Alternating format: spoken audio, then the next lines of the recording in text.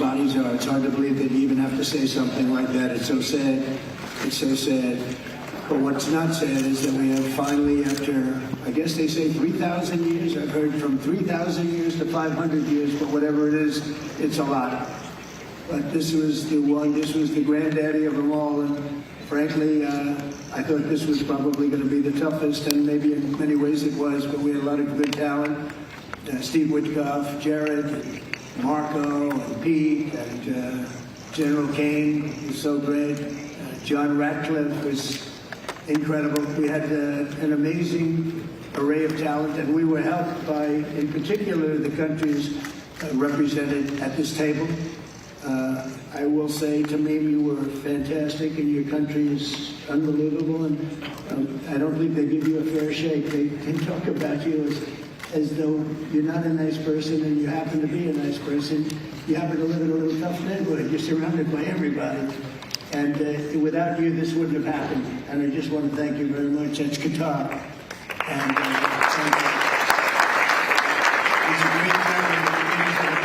he's an amazing leader. And another man who's been a friend of mine for a long time, I don't know what it is. I like the tough people better than I like the soft, easy ones. I don't know what the hell that is. It's a personality problem, I suspect. But this gentleman from a place called Turkey has one of the most powerful armies actually in the world.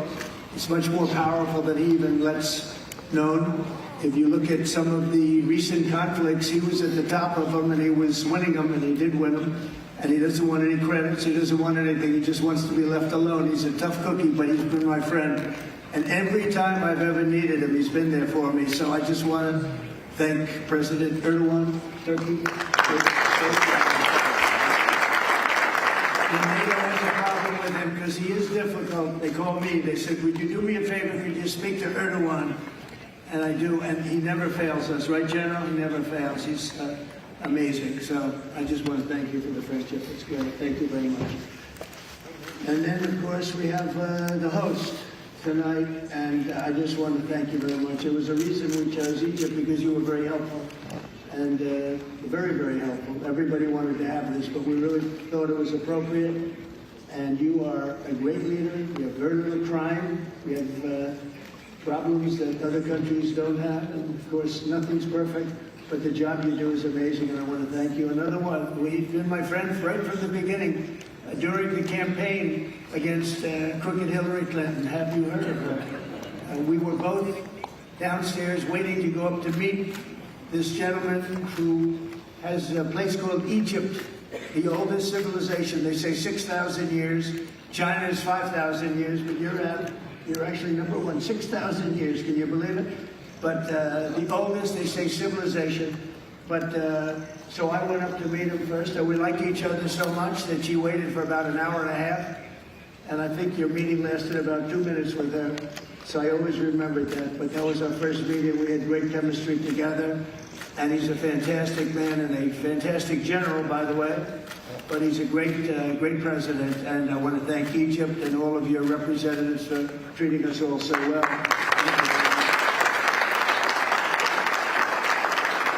So we're really representative of a whole group of nations, and they're sitting behind us, and you know most of them. I can tell you this guy's got so much money. They all have so much money. There's more money and power sitting behind us. I love that they're behind us. We've never been sitting behind anybody before. This is a very unique position for them, but they are seriously, they're among the most powerful countries in the world, the richest countries in the world, and there's never been really an assemblage like what we have today. I don't think I've never seen it anyway. And I want to thank everybody for being with us. Man, I just solved the war for him. Azerbaijan. Oh, did I do a good job? Where did you come picture here? Where is areas? You guys are still getting along, right? We fought for 32 years, and in about 1 hour we settled it, right? And they like each other now, too. That's great. Well, I want to thank everybody for being here. Italy, she's a very strong ruler. She's doing a great job. You're doing a great job. Thank you very much. So we're actually going to be making a speech after this. So this is just a very important signing. But we're doing a signing, then we're doing a speech, and then I may stay behind with the leaders just to talk about that some things without the press. I want to thank the media for you've been so respectful on this deal. You know the deal, and I really.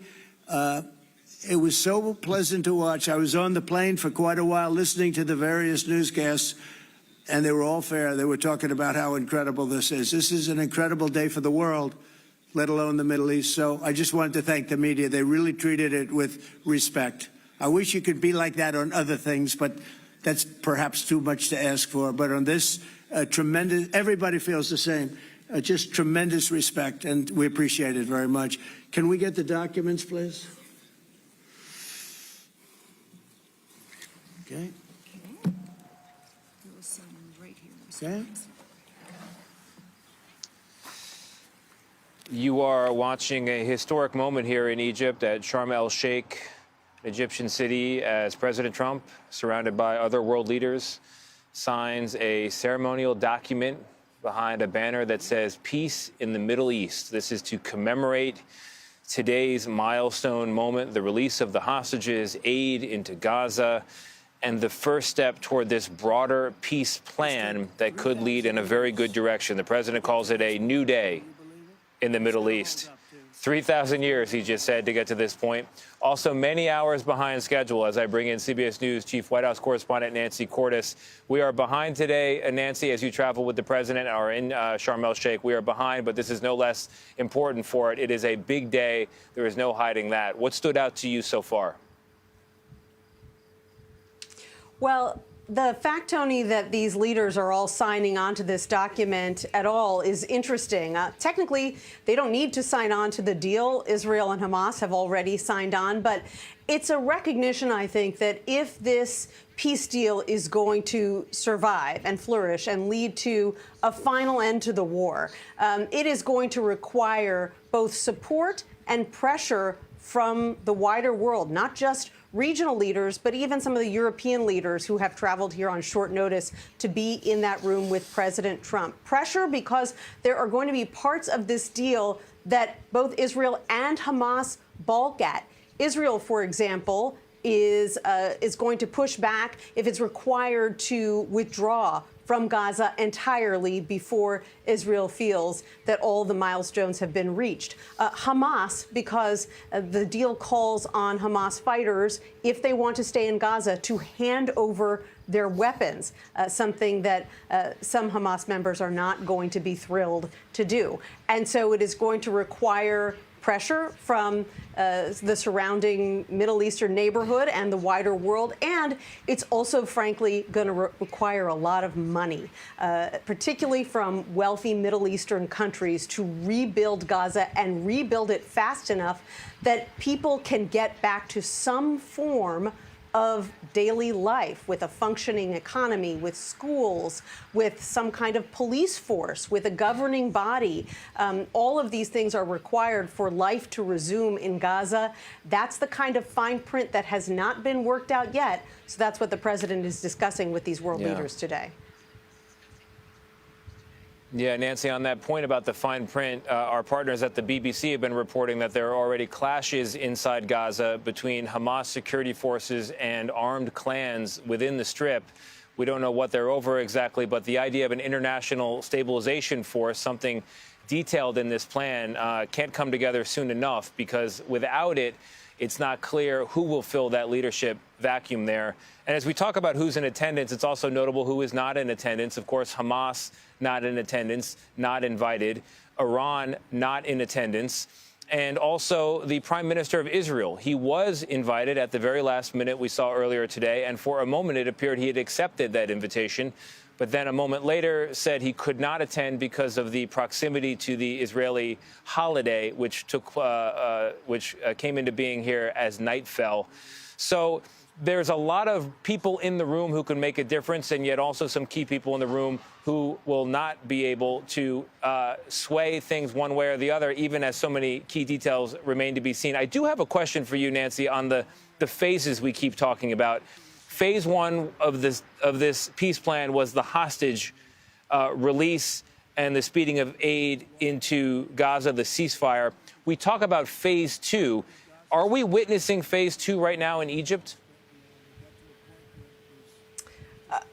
We are witnessing the leaders talk about phase 2 and what it would entail. You know, you mentioned, Tony, this stabilization force. Currently, that is a figment of these leaders' imaginations. This is something that is written down in a document. The fact that there is going to be an international stabilization force, essentially peacekeepers who come into Gaza to prevent things like the clashes that you were just mentioning, and to ensure that this ceasefire continues to hold. But who's going to make up that international force? How many countries will contribute troops? What kinds of troops? What missions will they perform? What roles won't they perform? All of these are questions that still need to be determined. And White House officials will tell us quite candidly, they've seen the movie before where Israel and Hamas strike a deal and there's a fragile ceasefire and then it falls apart. There's so many ways that this deal could fall apart. They are very interested in ensuring that that doesn't happen. So they want to work out the details of this stabilization force as quickly as they can. Yeah, it is an act of profound optimism already, just to allow yourself to be pictured in such a large group in front of a sign that large that says Peace 2025. We, of course, all hope for it. Joining us now is CBS News national security contributor Samantha Vinograd. Sam, one of the really sticky points here is how you de-radicalize Hamas. How do you convince thousands of young men who have just been through a brutal 2-year war on the backs of generations of struggle to lay down their arms?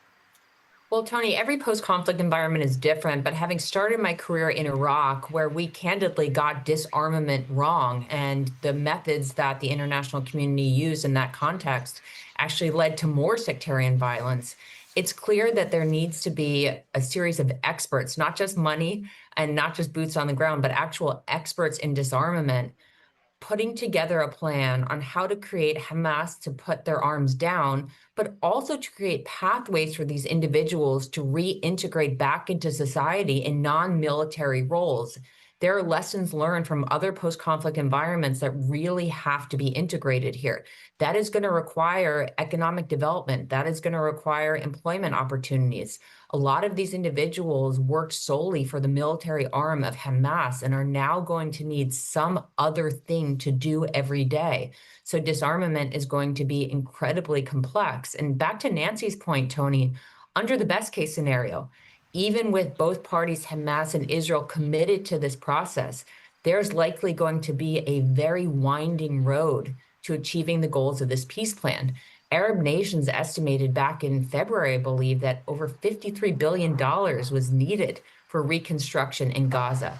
And then we turn to the actual governance of Gaza itself. Hamas is, according to the peace plan, not going to be in charge. The Palestinian Authority is not really up to the task. So many unanswered questions, despite recognizing the enormity and the significance of today. Yeah, Sam, and this is going to take time. It could even take more time than is left in the term of a presidential term in 4 years. It could be an 8, a 12, an even longer term campaign. I've heard estimates that go even beyond that. But it is a start. And so while we talk about complexity, we want to leave our viewers here with images of the success of today, the emotional reunions just hours before here in Israel. It's a time of joy, long in the making here for both Israelis and across the border, Palestinians as well, as they hope for a better future. Our coverage will continue on CBS News 24/7, your local news, and of course tonight on the CBS Evening News. This has been a CBS News special report. I'm Tony DeCopel in Jerusalem.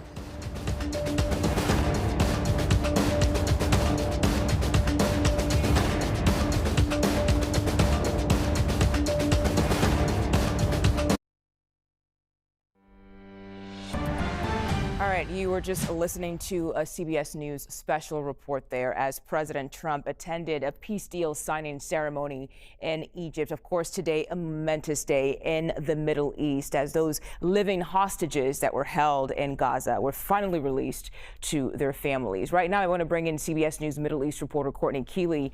Courtney, good to see you again, and thank you for joining us one more time today on 24/7. I want you to walk us through what we just heard there from the president, and also there's this bigger question of whether or not this peace agreement will actually hold.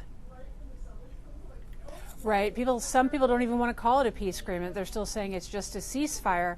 But what we saw today is what he said it was, a new day in the Middle East, which started with those living Israeli hostages being released to their families and friends. And we're seeing those reunions, something that he said is a dream that has now become a reality. And those steps need to be taken step by step, people by people. And what he's also doing is he's not just talking to the Israeli public or the Palestinian public. He's now in Egypt talking to the Europeans, the Arabs, and the Muslim world. This has been so key and critical to the success so far of even getting to where we are today, getting the Turks on board, the Qataris, the Saudis. And he pays his respects and he mentions all of these different countries that he wants to see not only live in peace, but also to sign on to the Abraham Accords once they get past this, what happens to Gaza, the critical rebuilding of Gaza first, the de-arming, the demilitarization, the de-radicalization of Gaza, the international security forces that will go and be on the ground there, the regional beefing up of CENTCOM, U.S. Army officials, the already numerous Palestinian police that are being trained. So many of things are moving parts and going into effect today, but it was really President Trump's victory lap, and he was really delighted. He even said at one point today, off script, the hostages are back, and then he said, it's so nice to say that. And I've got to say, Mugo, it's really nice to say that. There's so much left, so much just grief, destruction, anguish, all of that, even for the families that are still waiting for their deceased family members to be returned, and that might require an international security force to really search for them in the rubble in Gaza, as Palestinians do the same for their loved ones as the humanitarian trucks start rolling in. And Courtney, I know that this is really all just beginning. There's still a lot of questions to be answered as to who will govern over there in the Gaza area, especially whether or not Hamas is actually willing to lay down their arms. But I have to ask, we heard from Tony DeCopel there saying there's already some issues in the region when it comes to Hamas and also some locals there. What are the chances, from your experience, what are the chances you think that this will actually hold, that we won't see more fighting in the region?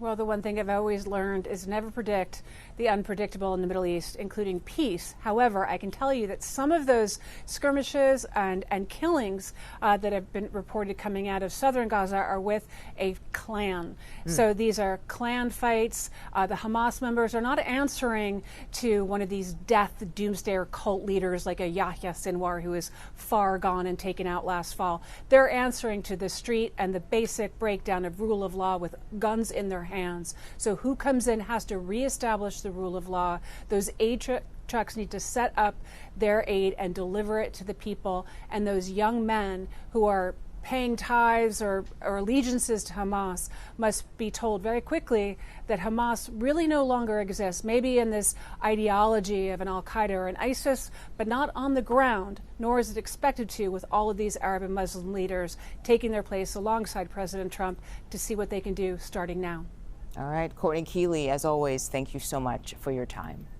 And that is my time for today right here on CBS News 24/7. But Reed Cowan is here to take over. Front row seat to history today. Yeah, We're definitely watching it being written in real time. Thank you, Mugo. So CBS News senior foreign correspondent Elizabeth Palmer picks it up from here. She's live in London. So the big question, I think, for so many people on all sides of this war are what are the chances that President Trump's 20-point plan succeeds? Oh, boy, that we have to read a lot of complicated tea leaves, and I wouldn't bet money either way. There's it's clear that there are huge obstacles. For example, the hostage handover isn't complete. The dead hostages have not been given back to the Israelis yet, and it's not quite clear when and how that's going to happen. The ceasefire could break down. This thing could stop before it gets started.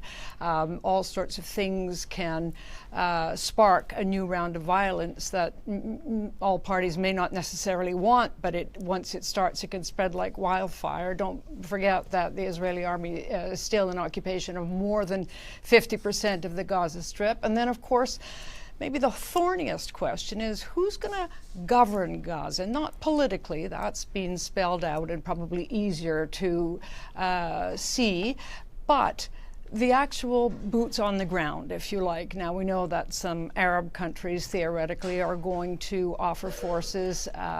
Turkey, Indonesia has said it's willing, but we just don't know how they're going to be commanded. The Arabs have some reservations because they don't want to be seen to be doing Israel's bidding in this project. Israel, for its part, has never let an armed Muslim force onto its territory.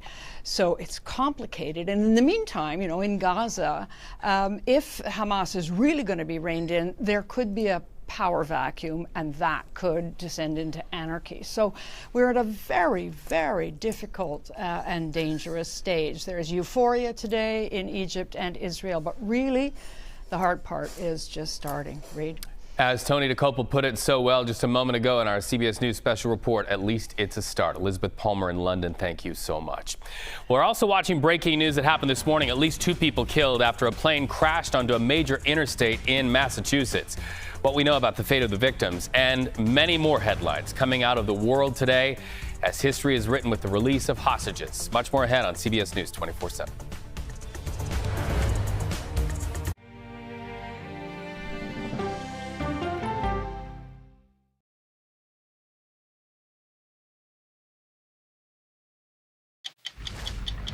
Oh, wow. Look at this. Let 60 Minutes take you on a private tour of the National Archives. So there may be treasures like this buried in boxes. Historical secrets from America.